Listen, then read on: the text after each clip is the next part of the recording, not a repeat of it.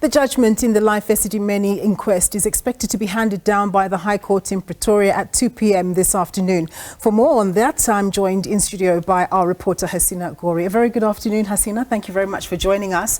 So, of course, it's been a long time coming, and of course, you've done an insert for us talking about how the families are really anticipating that they get justice.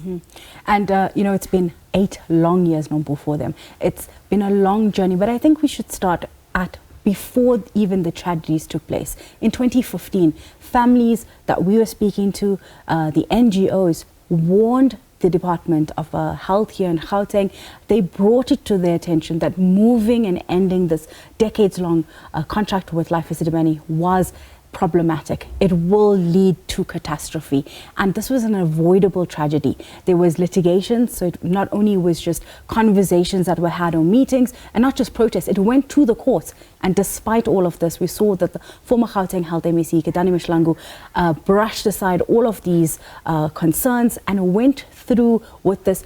They lied, to the parliamentary committees. They lied in different spaces, saying that they inform families we've mentioned and spoken to. Christine Gomalo is one that we've spoken to quite often in this entire 8 years, and she says she never knew that her family member had been moved. She only found out days after her family member passed on that she had even passed on. So these families really still healing, still trying to make sense of what had happened. These were family members that had vulnerable, who had already been at a disadvantage, put into the care to get some dignity in their life, and yet now this was the case where they were put into ill-equipped NGOs, not enough food, some didn't even have basic sanitation or beds, and now we're here right now. Now you give us that historical perspective. It is absolutely shocking what you're telling us, but then now, of course, come 2 p.m. or around that time, we're expecting the decision.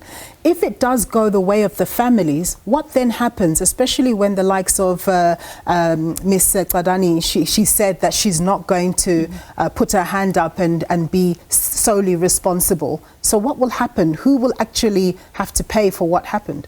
So when we talk of who should pay, financial compensation was done during the last arbitration, where we had that watershed moment where they were given financial compensation. But 8 years on, what I think the families are trying to find out right now is who can be held criminally, culpably, responsible for this. And you've mentioned Ms. Kedani saying, I won't be held responsible by myself. We've seen a lot of finger pointing, a lot of blame shifting, saying that she did not work alone, that it was also on the burden of the provincial committees, also pointing at former Premier David Makura and his committee as well, saying the budget ended there as well. But what will be interesting to see is that there were 3 names that were recommended during the last arbitration, where it said that alongside the former Gauteng Health MEC, the former Gauteng Head of Mental Health, as well as the NGO, Precious Angels, the CEO of that, all 3 should be held accountable. They've all since left their positions. They've either resigned when they were suspended, so they did not face any internal disciplinary at this time.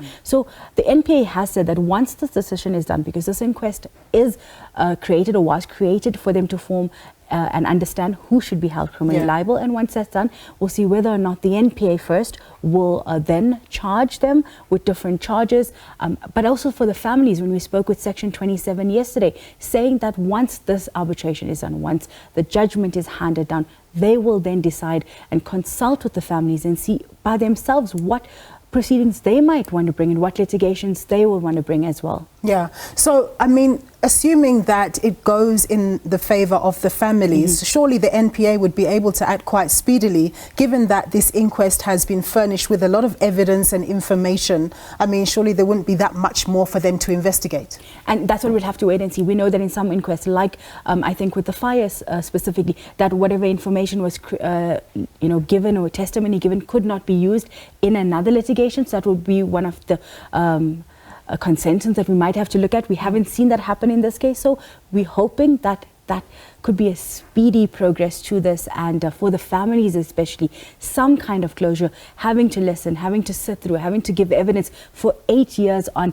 is a tearing of a wound consistently, where you can't go forward. You're stuck in this limbo of consistently living in this pain and trying to seek justice. So hopefully, for the family's sake, we do see a speedy end to it. Yeah, and lastly and critically, I mean, whatever happens, whatever the outcome, other authorities really have to look at this case closely so that we don't have a repeat of what happened. And I think the health ombudsman, their first inquest that were done, inquiry, was to look at the mental health as a whole, the institute and the profession as a whole, what can be done and what needs to be strengthened. I think this would be a case study as well, and for them to take these recommendations and ensure that going forward we don't see the same things happening with the mental health care users that are vulnerable, that are in need of very specialized care, and they're not put into these positions where they're left to starve, they're left to get autoimmune or other illnesses, and then inevitably, fatally die. And we're hoping they get that dignity, which is enshrined in the Constitution for every South African, and that is